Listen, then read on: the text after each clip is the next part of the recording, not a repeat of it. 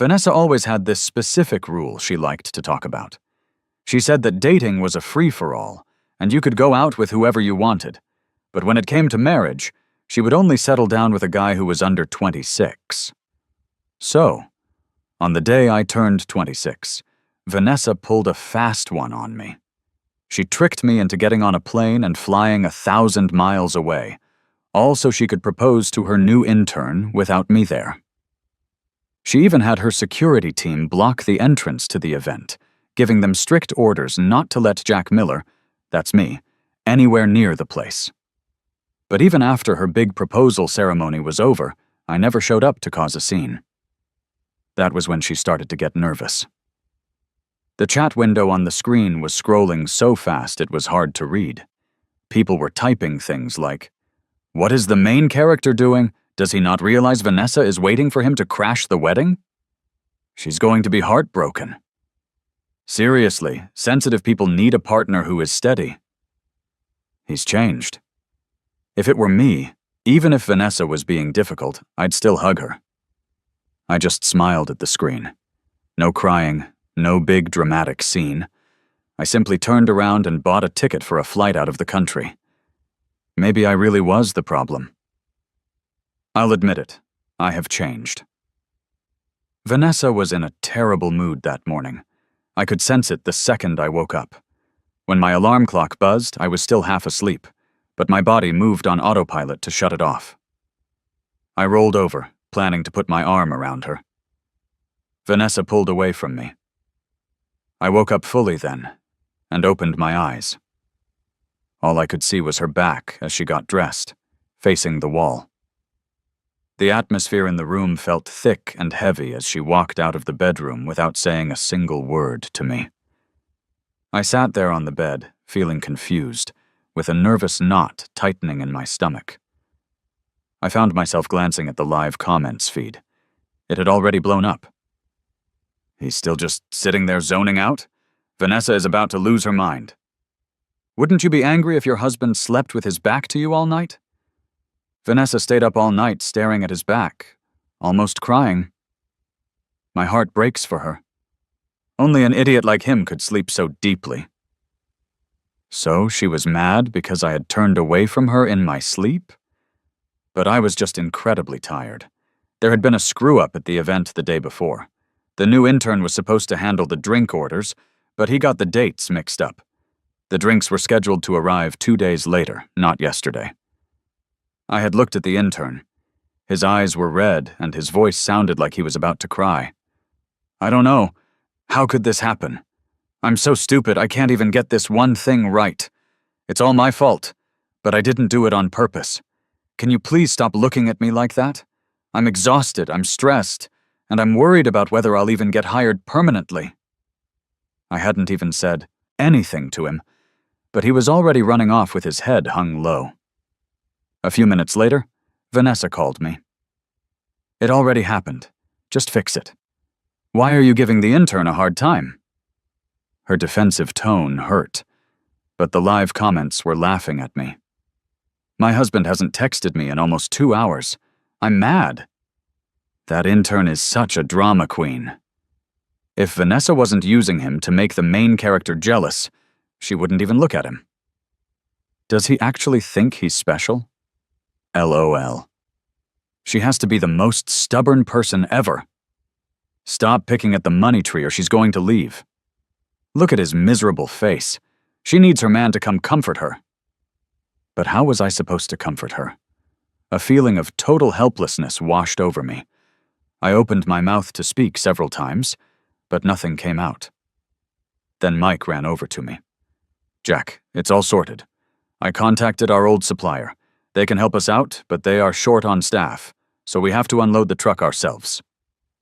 I finally let out a long breath. To the person waiting silently on the other end of the phone, I said, "Got it. I'm busy. I have to go." That was clearly not the response Vanessa wanted. According to the comments, I should have dropped everything and run back to her. I should have told her that no matter what was going on, she was the most important thing in the world to me. But I couldn't do it. Or maybe I was just finding it harder and harder to muster the energy to do it. The whole day, from setting up to cleaning up, left everyone completely drained. When I finally packed up my things and walked out of the venue, I saw Vanessa waiting by the curb. She was smoking a cigarette. Through the cloud of smoke, she looked at me with a blank stare, like she was looking at a total stranger. I stopped walking, suddenly afraid to go over there. Would she even say hello? Would she slam the car door and drive off before I got close? Or would she hit me with a sarcastic, "Who are you? Do I know you?" I had been through this routine so many times. I was supposed to chase her, lower my dignity, and apologize until she wasn't mad anymore. But I was just too tired. Right now, even faking a smile felt like too much effort. Just then, the intern, Toby, ran out. "Ms. Mercer, you really came to pick me up? I was just joking when I said that, haha. You're so nice to me. Come on, I'll take you to get some really good ramen." I saw Vanessa's lips curve into a small smile. She opened the passenger door, holding it for Toby as he climbed in. Then she walked around to the driver's side. Before she closed her door, she paused for a few seconds. She was waiting. She was waiting for me to yell out to her, waiting for me to aggressively kick the intern out of the car, waiting for me to grab her wrist, ignore her fake, uncaring attitude, and tell her, "You're mine." But I didn't move. My legs felt like they weighed 1,000 pounds. Finally, the car door slammed shut. Vanessa sped. Away. She didn't take Toby home, and she didn't go get ramen with him. She dropped him off on the side of the road, said something came up, and drove away. She didn't go home either. She parked in a lot, and just sat there, looking like a little girl who had been left behind. The live comments told me all of this. The main character is just too much. How long is he going to torture her? If he just called her, Vanessa would swallow her pride and go to him.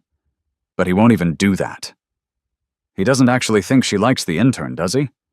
Her love for him is huge. How can he not feel it? Yeah, I couldn't feel it. I often couldn't. I was just so tired. I just wanted to sleep. I didn't want to be woken up in the middle of the night by her staring at me coldly. Finally, I called her. "Vanessa, when are you coming back?" Vanessa didn't wait for me the next morning. By the time I finished getting ready and went downstairs, her car was gone. I called a rideshare and waited a long time. It was morning rush hour. In the end, I was late. I had just sat down at my desk when her internal line buzzed. "In my office. We need to talk." When I pushed open her office door, Toby was there too. He was holding a pork bun up to Vanessa's mouth. "This is so good, seriously, Ms. Mercer, you have to try a bite." Vanessa was leaning back, looking disgusted. But when she saw me walk in, she froze, then took a small bite of the bun from Toby's hand.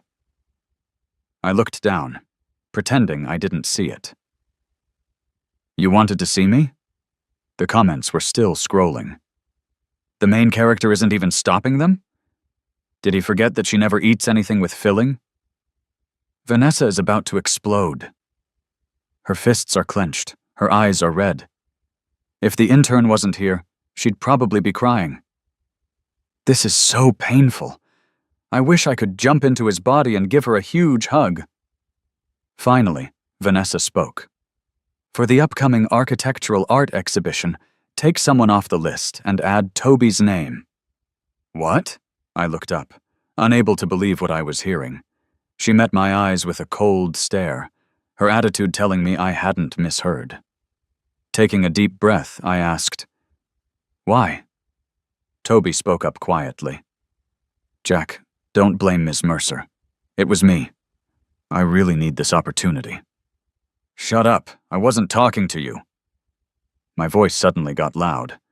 "Jack, I'm informing you, not negotiating with you. Just remove that guy, Mike. His performance is average anyway." "Haha, could her jealousy be any more obvious?" the comments read.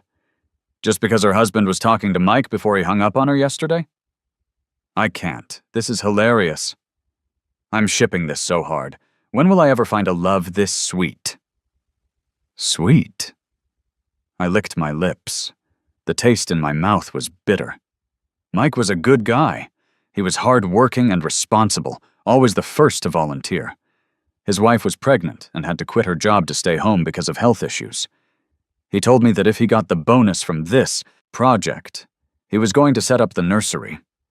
He said he couldn't give his child the best of everything, but he would make sure he gave them the healthiest start he could. I looked at Vanessa, then at Toby standing behind her, acting innocent, but with a hint of victory in his eyes. Finally, I gave in. Take me off. Put him on instead. Don't you touch anyone else on the team. Jack, I said, don't you dare touch a single one of them.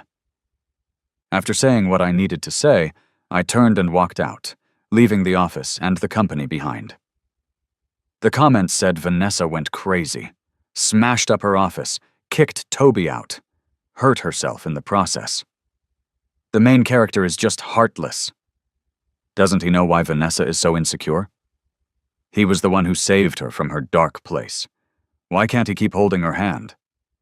If you can't give 100% of your love, why did you ever get involved with her in the first place? I was 8 years old when I went to live with the Mercers. My father had remarried Vanessa's aunt. They traveled the world, so they left me at the family's old estate. Though I was technically a young master of the Mercer family, I was treated no better than the staff. I followed the nannies and butlers, learning to be charming and helpful.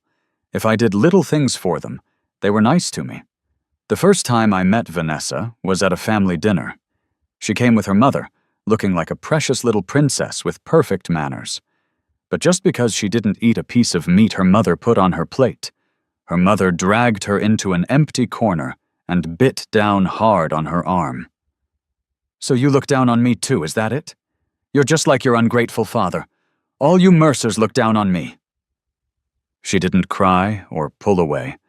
She just stood there like a lifeless doll. It was so sad to watch. So I gave her the only piece of chocolate I had. The nanny said it was imported, handmade, and very expensive. Once it was gone, it was gone. I'd been saving it, wanting to give it to my father when he came back. But in that moment, I felt like giving it to Vanessa was okay too. And so every time she came to the estate, I would give her the treats I had secretly saved.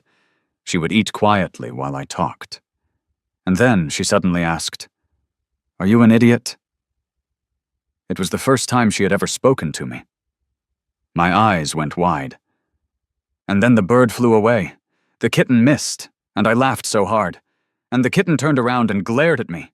Can you believe it? The kitten glared at me. Idiot. Yeah, the kitten was a real idiot. I meant you're the idiot. The days passed slowly. I was always waiting for my father to come back. When he didn't, I waited for Vanessa to visit. I saved up a lot of snacks and had a belly full of stories. Then one day, Vanessa came, and with her came terrible news. My father and Vanessa's aunt had died in a car accident. I was 11.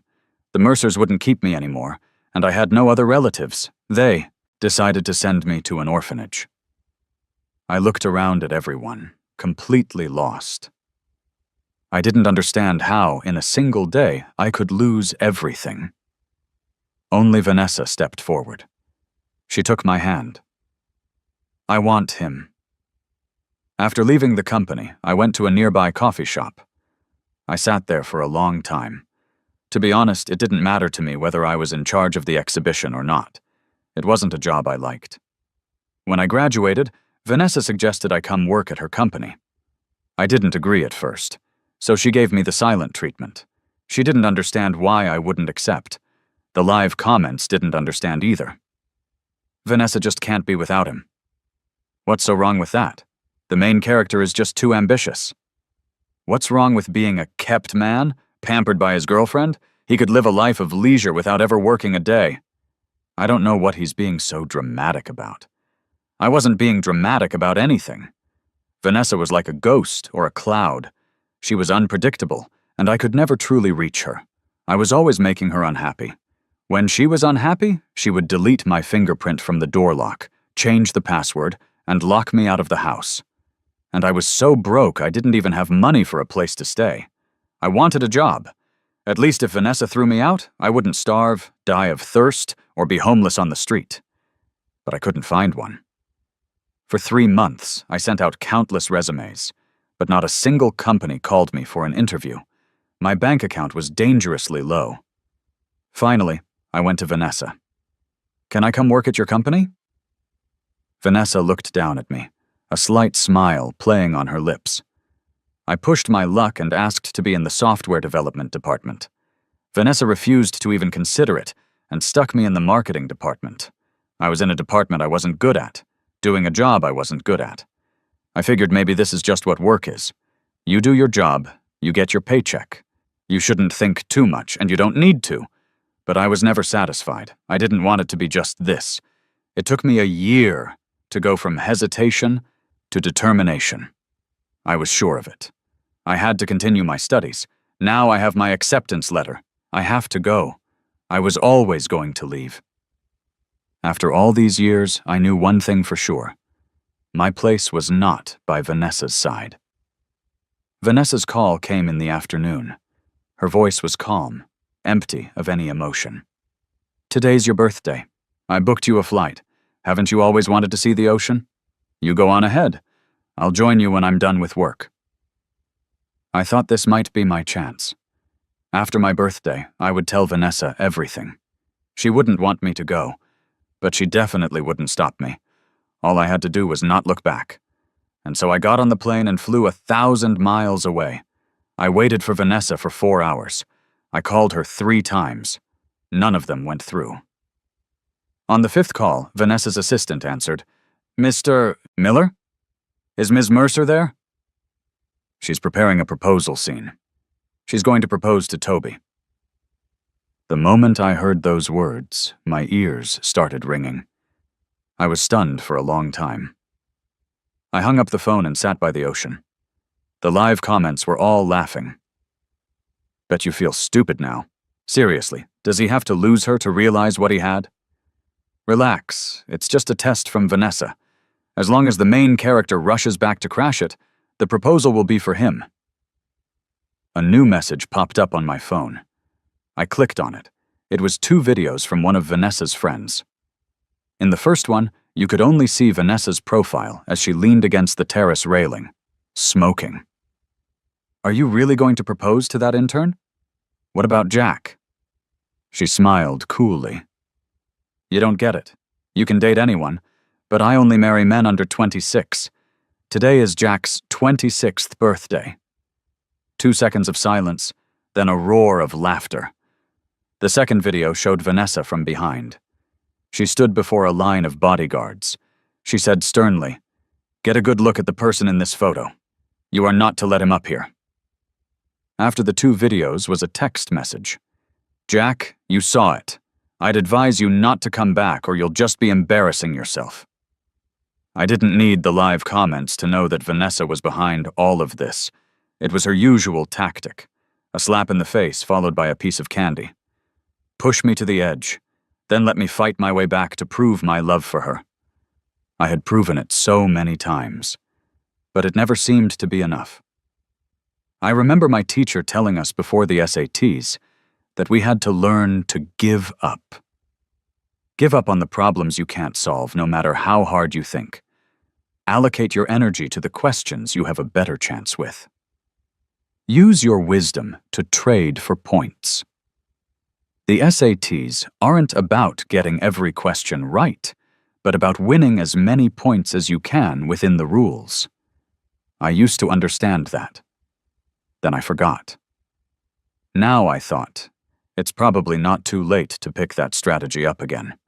It took me 2.5 hours to get back to the city from 1,000 miles away. It took another 45 minutes to get from the airport to the place I shared with Vanessa. I packed the essentials, grabbed my documents, and couldn't even fill a single suitcase. Before I left, I deleted my fingerprint from the door lock.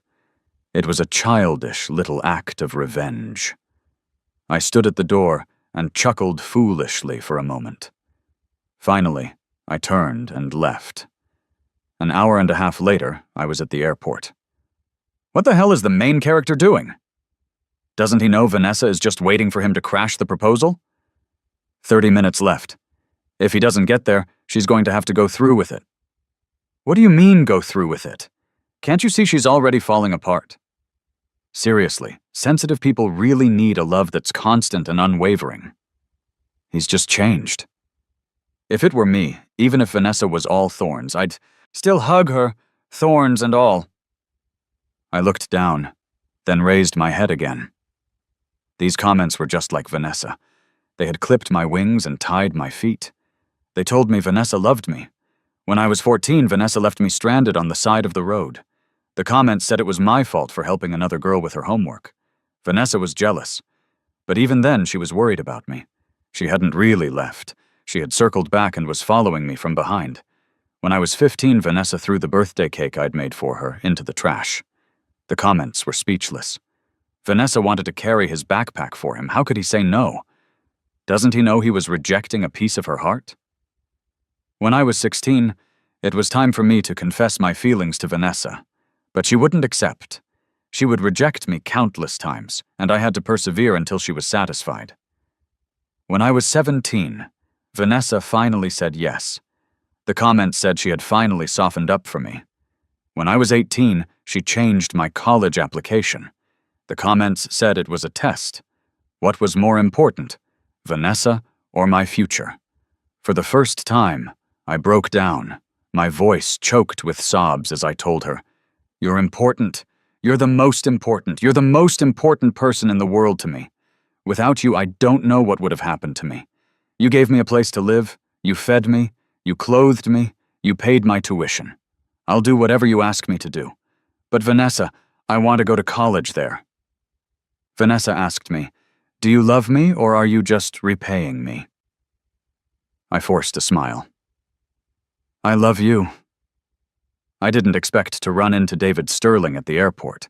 He was a few years older than Vanessa. In their circle, he was the guy everyone looked up to. While Vanessa and her friends were still getting into street fights, he had already taken his company public. He'd made a name for himself in gaming software engineering and development. In college, I used to think, I have to become like him, catch up to him, and surpass him. But he hated me. For a man who never showed his emotions, his likes and dislikes were usually hidden. But he'd gone out of his way to say he didn't like people like me.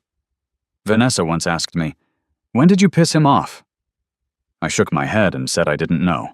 So she warned me, "Then stay out of his way when you see him. Otherwise, not even I can protect you." With that in mind, I turned to go the other way. But his executive assistant stopped me. "Mr. Miller, Mr. Sterling would like to invite you to join him.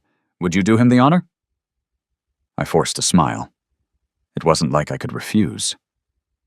Besides, I was curious why he was inviting me over. So I went and sat down. He was wearing rimless glasses, staring at his laptop. He didn't even look up. He just asked coolly, "What are you drinking?" "Nothing for me, thanks." "2 double espressos." "Right away, sir." My mouth twitched. No one was speaking up for me. Finally, he looked up. He took off his glasses and rubbed the bridge of his nose. "I need a pick-me-up, and I figure you can't sleep either." Oh, was that an explanation? "Thank you, Mr. Sterling." He looked at me, his gaze deep, carrying the calm and detached air of a man in power. But when he spoke, his tone was surprisingly gossipy. "Are you running away?" I looked at him, surprised. He raised an eyebrow. "Seeing you here at this particular moment is the only conclusion I can draw." I was even more surprised. "You know about it too?" He tapped his phone, brought up a live stream, and pushed it in front of me. "The whole city knows." In the stream, Vanessa was holding a bouquet of roses, slowly walking toward a young man in the center of the stage. She was proposing. A live-streamed proposal. David closed his phone. "You're not going over there?" "No." He gave a slight nod. "So you're not a complete idiot." Just then, David's assistant returned. He placed the coffee in front of me. Drink up.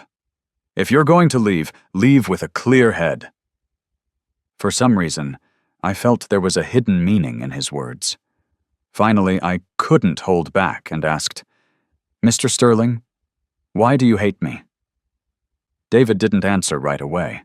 He took a sip of his coffee, his Adam's apple bobbing. After a moment, he spoke. "I have a question for you, too. Do you remember me?" His question stunned me. I couldn't recall ever crossing paths with David Sterling before. He had only returned to the country in recent years, having been abroad before that, and I had never been to the country where he lived. He seemed to notice my hesitation and confusion. David smiled and leaned in closer. "Do you know why I hate you? I hate people who squander their talent." Then he said a name. Instantly, I froze. It was from an algorithm competition I participated in when I was 19. I had won second place. But before I could even get on the podium, I rushed back to the country. Vanessa had a crisis. Provoked by her mother and triggered by my absence, she had a breakdown and cut her wrists.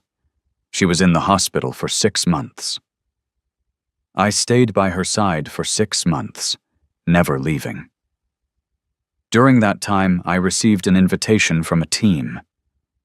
They invited me to participate in developing an engine for a new game, saying their company was— I didn't hear the rest. I hung up, because Vanessa was having another episode. Suddenly, I looked up. That voice, it was David Sterling. "Looks like you remember now." He stood up. I always regretted not being able to recruit that young genius, but I figured he was destined for a bigger stage. And what happens? He ends up in marketing. Jack, do you regret it? David was already gone. The cups on the table had been cleared away. It was as if nothing had happened. But I knew it wasn't true. I couldn't help but bury my face in my hands. Did I regret it? I don't know. At 19, Vanessa was more important than anything. At 26, I want to find out who Jack Miller is. That year, I fired a bullet at my own dream.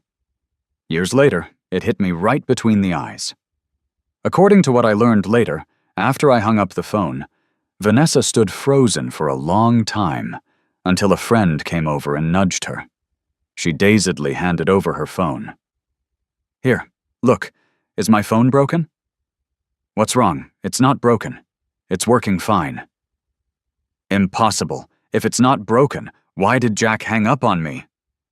Her friend paused, scratching their head awkwardly. "Jack hung up? What nonsense are you spouting?"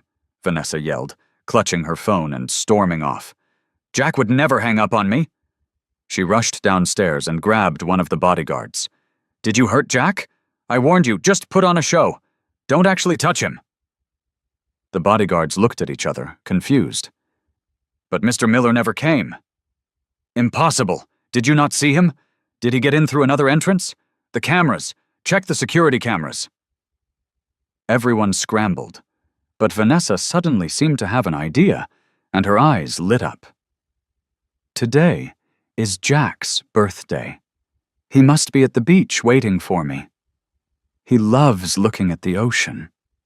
He must be waiting for me to find him. What time is it?" Her assistant quickly checked. 1:12 a.m.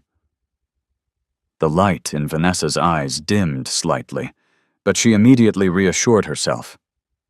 "It's fine. I got Jack a present. I can make it up to him. It's only been a little over an hour. He won't be mad at me." Vanessa started to walk off. Toby, who had been left stranded on the rooftop, finally caught up. He grabbed Vanessa's arm. "Ms. Mercer, where are you going? Our ceremony isn't finished. Why aren't we continuing? Didn't you say you wanted to marry me? You said you liked me, didn't you?" "Who are you going to find now? Jack? Then what am I?" "Get off me!" Vanessa yelled, trying to shake him off.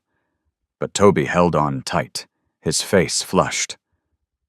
"You were about to propose to me." What the hell is he? And what the hell are you?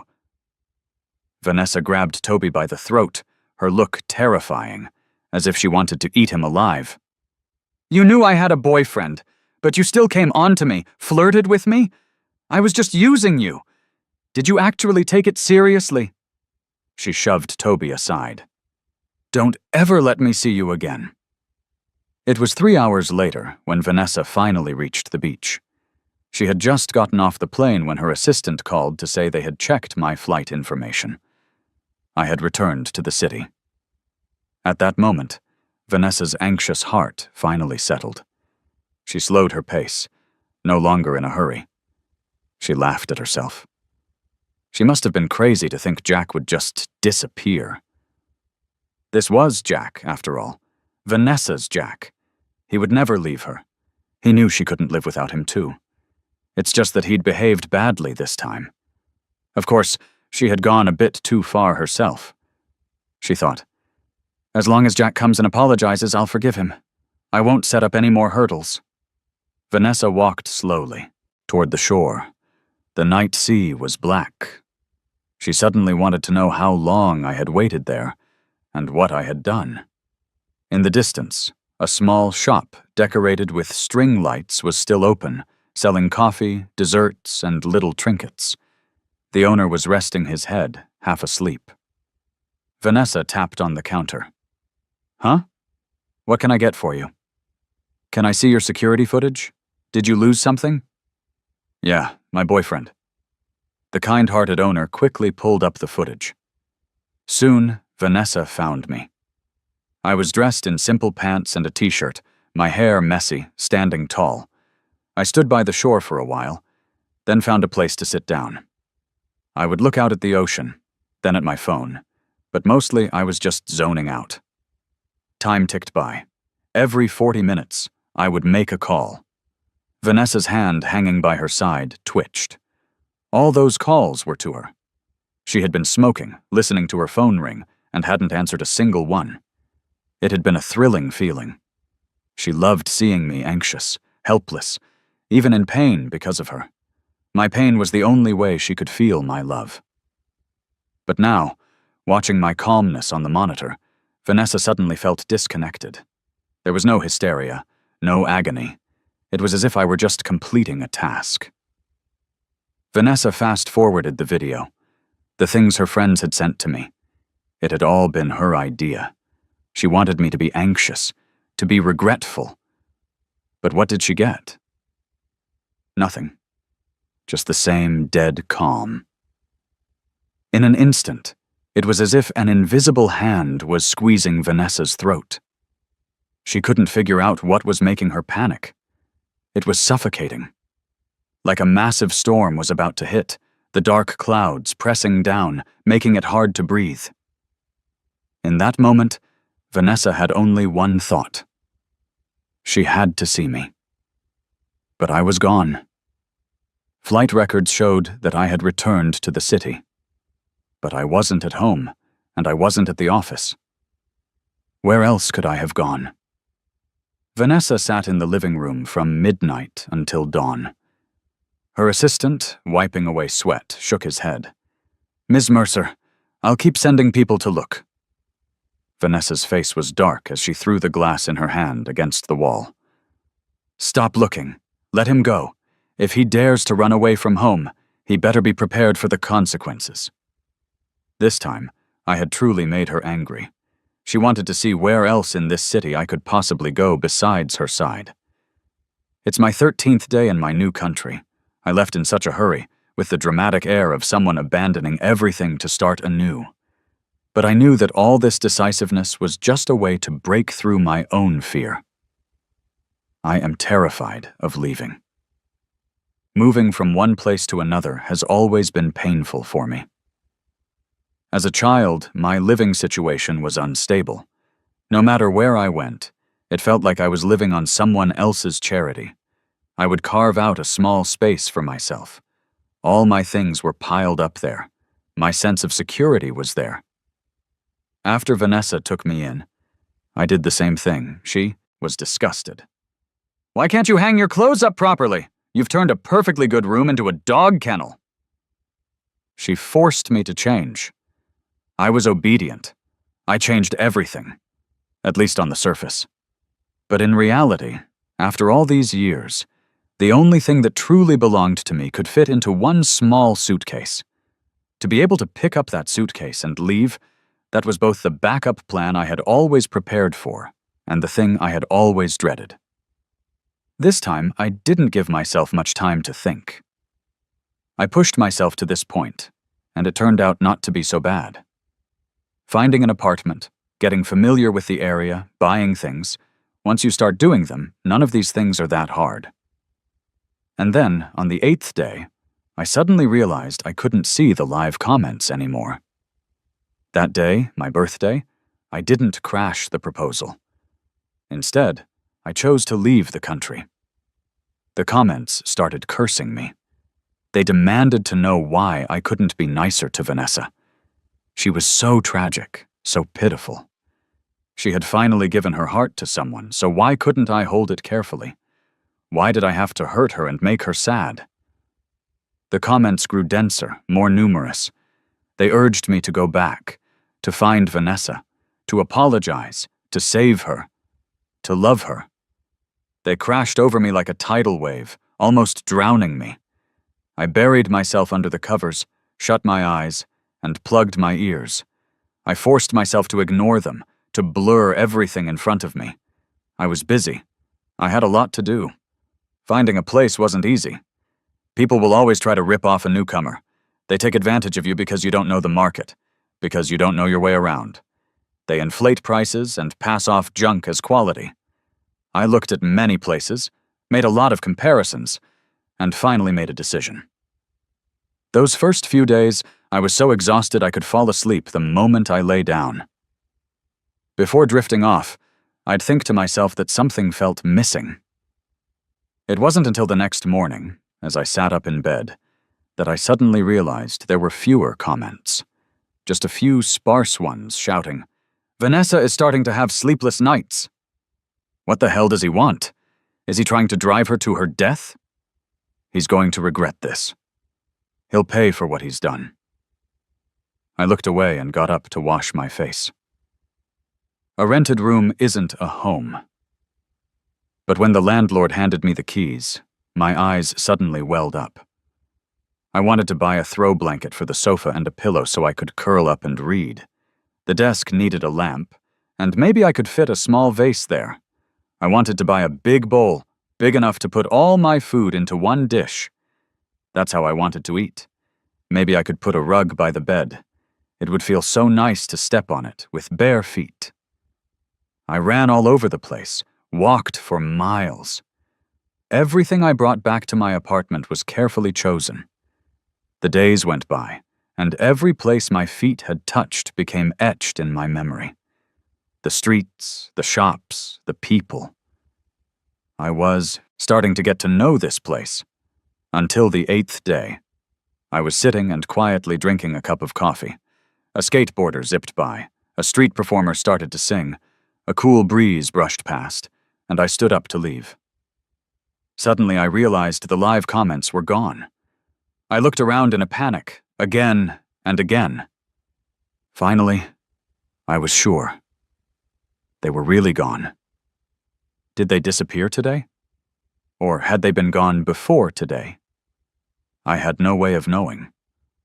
But in that moment, I suddenly lost control. I squatted down on the sidewalk, wrapped my arms around myself, and sobbed. 8 days. Just 8 days. The comments that had floated before my eyes for decades were gone. So all these years, what had trapped me? The comments, Vanessa, or myself? Vanessa didn't truly realize I was gone until a month and a half later. At first, she was confident I would show up soon. I had always been such an easy kid to understand. Kind, naive, insecure, a people pleaser. A kid like that was too easy to control. You just had to be a little nice to him, and he'd never leave you. Make him feel like you needed him too, and he would devote his entire self to you. But this kid still had fangs. He was too smart, learned everything quickly, and was always at the top of his class. The more he knew, the more likely he was to turn around and bite you. So Vanessa always followed a piece of candy with a slap. You couldn't be too nice to him. He'd get spoiled. But you couldn't be too mean either. If it hurt too much, he'd run. Over the years, Vanessa believed she had managed everything perfectly. I would always come back. I couldn't leave her, and I knew she couldn't live without me. Like a baby elephant chained up. If you train it right, it won't run away even after you remove the chains. But as the days went by, there was no word from me. Vanessa grew more and more silent. She smoked more, and her temper grew shorter. One day, as she passed the marketing department, she heard someone inside say, "Jack used to be the contact for this client, but his phone isn't working. What do we do?" Vanessa's face instantly darkened. She kicked over a flower pot by the door. "Do your job! If you can't, get out! You think the company can't function without Jack?" From then on, my name became a taboo word in the company. Vanessa started having trouble sleeping. At first, it was just difficulty falling asleep. Then she started waking up with a jolt. She would hear my voice. I'd open the door and say, "I'm back." Vanessa would rush downstairs and snap, "You finally decided to come back?" But there was no Jack. There was nothing. Vanessa didn't believe it. She checked the security cameras at home, then the building's security footage. "Mr. Miller really hasn't been back." "Ms. Mercer, are you sure you didn't just imagine it?" Vanessa returned home, her face grim. After that, she couldn't sleep at all. Sitting in her office, pressing on her throbbing temples, Vanessa spoke in a heavy breath. "Jack, I don't feel well." The moment the words left her mouth, she froze. A searing pain shot through her, and Vanessa could barely breathe. "Ms. Mercer, what's wrong?" She grabbed her assistant. "Find him." "Find who?" "Jack Miller." I chose a 1.5-year taught master's program for my studies abroad. During that time, I leveraged my history as a former algorithm competition runner-up to its absolute limit. They say you shouldn't rest on your past achievements, but achievements are still achievements. If they have value, why not use them? Besides, algorithmic thinking is like muscle memory. I could pick it up again 10 times faster than any beginner. So I joined a lab pretty quickly. In my second semester, I applied to be a teaching assistant, partly to supplement my income and partly to pad my future resume. Of course, this also meant my schedule became increasingly tight, and I even had to pull all-nighters to run experiments. Later, I followed a professor to observe a competition and unexpectedly ran into David Sterling. "Mr. Sterling? Long time no see." I could feel that his attitude toward me was much better than before. He asked about how I was doing. Given our relationship, I should have answered with casual pleasantries. But for some reason, I felt the nervousness of a junior being questioned by a mentor. I couldn't help but lay out my academic situation and plans for the next phase. David didn't seem impatient. He listened carefully. Finally, he nodded. "You can start preparing for interviews next semester. Do you have any companies in mind?" Maybe I was pushing my luck, but I couldn't resist asking. "Do you have any recommendations, Mr. Sterling?" "Vertex Systems." "Your company? You've heard of it?" I nodded vigorously. How could I not have? I just assumed that after our unpleasant history, he wouldn't want me in his company. My reaction must have amused him, because David's lips curved into a smile, and he took out his business card. "Well then, Mr. Miller, please consider our company first. We have a branch here too, so if you're willing, I'll be returning to my home country." I knew what David was implying. "But I'm going to work and live a normal life, not hide forever." David nodded. "Then let me add another incentive. I guarantee that before you return, you will not be disturbed by anyone." A warmth spread through my heart. "Mr. Sterling, thank you. I will make sure your bet on me pays off double." I completed my studies and graduated successfully. The day I returned, a guy named Sam picked me up. He was Vertex's chief architect. We had communicated for work online before, but this was our first time meeting in person. He was yawning, looking like he hadn't woken up yet. It made me offer, "Do you want me to drive?" I hadn't driven much since getting my license, but it had to be better than him driving tired. But he was stubborn. He insisted on driving himself. "The boss wants me to take you to the office first. It's a bit urgent." "Okay, let's go." His jaw dropped. "You just got off a plane, you haven't even signed an employment contract, and you have to start working? Aren't you going to curse the evils of capitalism, or are you just being polite because I'm here? It's okay, you can curse. I can cover my ears." From just those few sentences, I could tell how deep his resentment ran. I couldn't help but ask, "How many all-nighters have you pulled?" I shouldn't have asked. He almost burst into tears. "How many all-nighters? Why don't you ask how many days it's been since I've been home? My wife has already started telling everyone I'm her free-range husband." At the time, I just felt sorry for him. It wasn't until I faced the same work-life crisis that I finally understood. My 7-figure salary was well earned.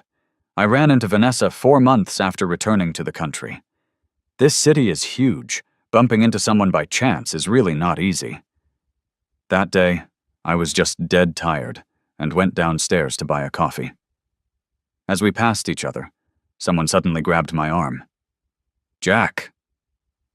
The voice was rough, scratchy, and almost unrecognizable. I turned and saw Vanessa.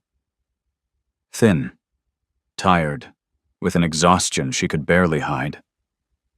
But my gaze was calm, and my heart was just as peaceful. I could even manage a smile and a nod. "Long time no see." Then I gently pulled my arm away. "Goodbye." I didn't think much of the chance encounter, but as I was getting ready to leave work, David Sterling knocked on my desk. "Vanessa is downstairs." I looked up, startled. "Sorry, I'll go talk to her." But David stopped me. "I'm telling you this, so you know you can take the private elevator if you don't want to see her." I thought for a moment. "It's okay, I have to see her eventually." "Jack, Vanessa has been looking for you like crazy this past 1.5 years." David's words stunned me. I remembered when I first left the country, I was terrified that Vanessa would suddenly appear in front of me. I would often wake up with a start, constantly feeling like someone was behind me. It wasn't until David gave me his promise that I finally relaxed. Slowly, I started to think I had been overthinking things, making myself out to be more important than I was. Vanessa and I just had a bad breakup.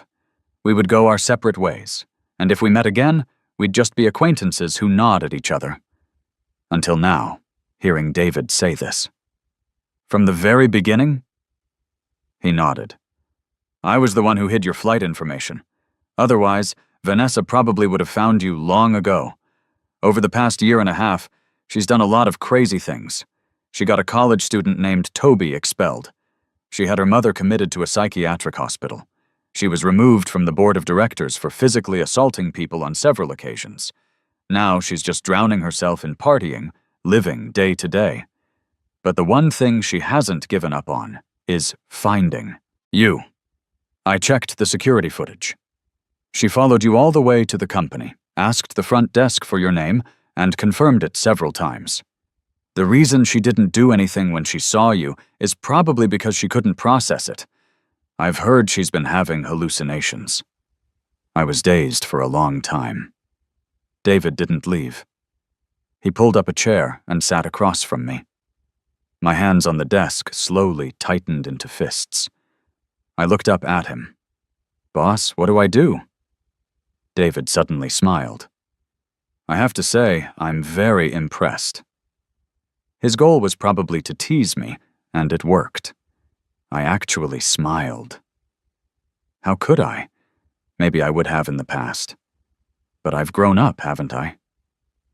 He stood up. "Come on, I'll take you home." Vanessa waited for me for 3 days. That was the limit of her patience. On the afternoon of the 3rd day, she tried to force her way in. David told me not to worry about anything and just focus on creating value for him. He chose to call the police. Vanessa was taken away. Because she had hit one of the security guards, she was detained for 7 days. After 7 days, she didn't show up again. I wasn't naive enough to think she had learned her lesson, and I couldn't keep hiding every time I went out. In the end, I decided to take the initiative and ask her to meet. I called her. The moment I said hello, she laughed. "David Sterling?" So it was David Sterling. He's the one who took you, who hid you. No wonder I couldn't find you no matter how hard I looked. "Jack, how dare you? You're mine. You can only be mine." Once, Vanessa was the one who held total power over me. I was her puppet, and she controlled my every move. I loved her, and I was afraid of her. Later, I thought maybe I didn't love her at all. Maybe it was just an attachment born from fear. Then later, I thought that admitting I did love her once wasn't such a big deal. Now, hearing her words, I couldn't help but laugh bitterly. "A bit cringe. Okay, let's meet. Come to the office tomorrow at noon. Someone will bring you to me." Without waiting for her to continue, I hung up. My home turf, surrounded by a bunch of overworked corporate staff. Call me a coward, I don't care. I refuse to believe she could do anything to me here. The next day at noon, Vanessa arrived while I was eating my lunch. She stared at me, her look fierce. I was completely unaffected. "Have a seat in there. Give me 5 minutes." I ate rice while keeping an eye on a running program. By the time I finished the last bite, the program had finished running. I got up and went into the conference room. The moment the door closed, Vanessa suddenly moved toward me. "Don't make a scene." I pointed the object in my hand at her. A little gadget the R&D kids made. It's not lethal, but it can knock you out instantly. Vanessa froze. I could see her chest moving up and down, her jaw clenched, her fists tight. She looked at me as if I were her enemy. She probably had a lot to say. But I didn't have much, so I spoke first. "All right, name your price. What will it take for you to stop harassing me?" "Impossible." Even her words were poisonous. "You owe me, Jack. Why do you get to decide when it's over?" I pressed my lips together and clicked my tongue. My dad died in a car accident. Back then, a human life was worth about $50,000 to $80,000. That money should be with you. It should be more than enough to cover my living expenses at your family's house all those years. Vanessa was stunned. She probably never expected me to say something like that. "You're talking to me about money. Jack, do you think what you owe me is just money? If it weren't for me back then, what do you think would have happened to you? You know, don't you?" That much was true. The ones who suggested sending me to an orphanage were the nice ones. Some of the other relatives had already started sizing me up openly. His dad was a handsome guy. The kid's already so good-looking at this age. In a couple of years, he'll be something else. It'd be a waste to send him away. Better to just keep raising him. Those words were my nightmare. So when Vanessa appeared back then, she became my savior. But I was with you for 14 years. I was your emotional punching bag, your stress toy, and your bedmate. That should be enough to repay a life debt, don't you think? Jack, do you have any idea what you're saying? Our years of love and affection in your mouth just become emotional punching bag, stress toy, and bedmate?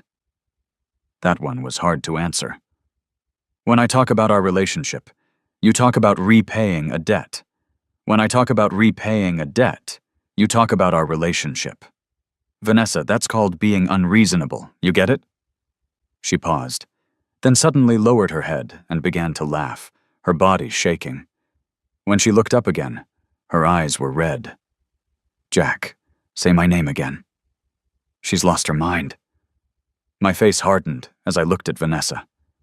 Her eyes held a hidden pain and a hidden madness. It was clear we weren't going to reach any conclusion. I prepared to leave. A flash of panic crossed her face, and she tried to step forward again. And again she was forced back by the object in my hand. Finally, she took a deep breath. "Jack, I was wrong. I was wrong before. I'll change everything. Just come back and we can start over. Jack, just take pity on me." Vanessa trembled as she pulled up her sleeves, revealing the scars on her wrists. "I'll die. Without you, I'll die." I stared at the marks for a long time. I saw a flash of wild joy in Vanessa's eyes, thinking she had moved me. But I just said flatly, "Too light." "What?" "Your cuts were too light. They won't leave scars." All emotion froze on Vanessa's face. My expression remained blank. At the same time, I pulled up my own sleeve. "You have to cut with this much force for it to be called slitting your wrists." In an instant, Vanessa stopped breathing. She trembled, wanting to reach out, her hand, but then snatched it back as if she'd been electrocuted. Why? Of all the things she had said today, those 2 words were the most sincere I'd heard. But I found it funny. People really can lie so much they start to believe their own lies. "You don't know why? Are you saying you don't know when I cut my wrists? Or is there a single scar here whose story you don't know? You know all of it. In fact, my willingness to slit my wrists rather than leave you was the proof that I loved you, right?" Maybe neither Vanessa nor I were completely normal people. There was a time when I thought the life or death agony between us was normal. You only know love through pain. The deeper the pain, the deeper the love. But it wasn't until I saw a bigger world and met more people that I suddenly realized that's not how it is. My therapist said that the reconciliation after a heated argument triggers a dopamine rush 300% higher than normal interaction, and this psychological addiction can make people mistake pain for love. But pain only breeds submission. Only real love can breed the strength that allows you to grow. When a relationship needs to be fed with blood, it is absolutely a fake version of love. Vanessa, there's only one reason I left you. I'm trying to survive. If we stay together, I'll either kill myself or kill you. "No!" Vanessa almost screamed. "No, Jack, it's not like that. You're just angry. Come back. We can start over. I'll go to the beach with you. Vanessa," I interrupted her. "The one who likes to look at the ocean is you, not me. Finally, this is the last time we will ever meet. Your stalking, harassment, forced entry, assault, and your extreme behavior today. I will submit all of it to the authorities. The company's legal team will build a legal wall for me within 24 hours. After that, you will receive a written warning. From then on, every instance of you harassing me will result in legal consequences." Vanessa didn't believe it. She chased my car, struggling against the police officers who were taking her away, pressing against the car window. I didn't even get out. She sent me messages, and each one received an automated reply. "Harassment incident recorded and synced with police. Next incident will trigger penalties." She found where I lived and tried to drug me. I tased her in return and used my last ounce of strength to call the police. Vanessa was in illegal possession of a controlled substance. To trace its source, the police searched her residence and found a hidden room in her basement. Based on the items purchased, it was clear she had intended to kidnap and imprison someone long-term. Even though she only managed to drug you, the secret room and the items inside can be used as evidence. Illegal detention, intentional injury, attempted assault, and illegal possession of a controlled substance, with multiple charges. She won't get off easy. David told me this while watching me closely. Wasn't just talking about Vanessa. He was also telling me what could have happened to me if things had gone differently. I felt a bit helpless. Well, it didn't happen. I've been working out and lifting weights not for nothing. It was just a bit sudden, but I fought back pretty well. And I'm supposed to praise you for that? I nodded. I think so. David laughed, frustrated. I only needed to cooperate with the police for the follow-up. The company's legal team handled the rest. They said Vanessa kept demanding to see me and asked if I would go. I didn't even look up. No. Life was busy and fulfilling. One day, as I was walking into the office, the young woman at the front desk stopped me. "Jack, there's a letter for you here. A guy named Toby asked me to give it to you." Toby. I was very surprised. I had almost forgotten who he was. What could he be writing to me about? But I opened it anyway. It said, "Jack, thank you, and I'm sorry." He wrote that after Vanessa got drunk, he had tried to get close to her to force the issue and make her take responsibility for him. But not only did Vanessa do nothing, she flew into a rage and had him expelled from school. The love he thought he had was gone, his dream of marrying rich was shattered, and he didn't even get his degree. Toby was lost for a while. With my return and Vanessa's renewed obsession with me, his thoughts turned to extremes. A knife, a target. He was heading for Vanessa. That day Vanessa followed me, and I called the police. She had screamed, eyes red, "You might as well just kill me!" You said, "It's not worth throwing away my life for you." Jack, if it weren't for you, I definitely would have thrown my life away. So thank you. Closing the letter, I couldn't help but smile. My colleague Sam asked me, "What are you smiling about?" Nothing, just suddenly remembered a quote. What quote? "I acknowledge all of yesterday's sorrows, but I refuse to let them define tomorrow's dawn." Sam blinked, then suddenly yelled, "David, you monster, you've driven another one insane!" I paused, then burst out laughing. Laughter is contagious. Before long, everyone in the office was laughing. I looked out the window. I acknowledge all of yesterday's sorrows, but I refuse to let them define tomorrow's dawn. From this moment on, my bones are the branches of a new tree. My heart is a star pulling itself back together. And every beat resets the countdown, infinite seconds remaining until I'm reborn.